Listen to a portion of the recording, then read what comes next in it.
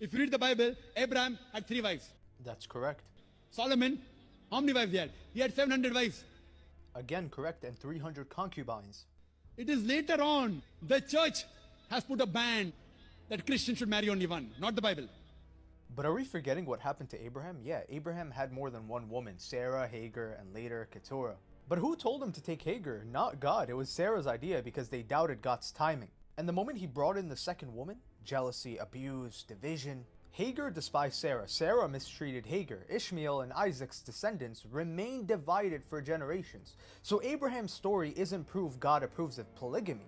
It is proof that adding more than what God designed breaks the house. Are we forgetting what happened to Solomon? Yeah, he had 700 wives, but before he ever did, God commanded kings not to multiply wives or they would turn the king's hearts away from God. So Solomon was like, alright, I'm going to completely ignore this. And what happened? His wives turned his heart to other gods. That's not God saying, go and take on 700 wives. That's God saying, look what happens when a man leaves my design. The Old Testament records polygamy, yes, but every single time it appears, the story goes dark. The Bible has always been honest about human sin, but recording it isn't the same as approving of it. Some Christians today cheat, some marry multiple people. Does that mean God allows it? Of course not. If God wanted polygamy as his design, he would have made Adam, Eve, Rebecca, Stephanie, Mary in the garden, but he didn't. He made one woman and said this, the two shall become one flesh, not three, not four, not two.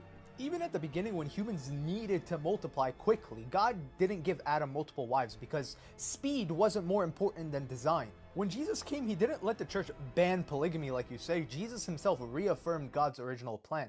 From the beginning, God made them male and female. A man shall be joined to his wife, and the two shall become one flesh. Jesus didn't say wives. He didn't say the three become one flesh. He said one wife. The apostles taught the same thing. Each man should have his own wife. Leaders must be the husband of one wife. Now, about the idea of taking multiple wives to help them financially. You can help widows and single mothers without marrying them. You know that, right? Marriage is supposed to be a picture of Christ and the church. Christ doesn't have multiple brides, he has one bride.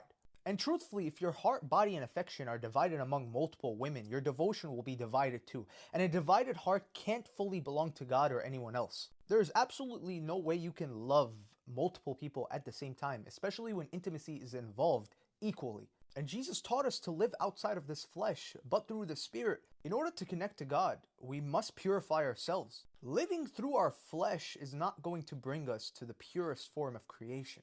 Polygamy will always lead to destruction. And God's design has always been the same. One man, one woman, one flesh, one covenant, one bride. Just like Jesus.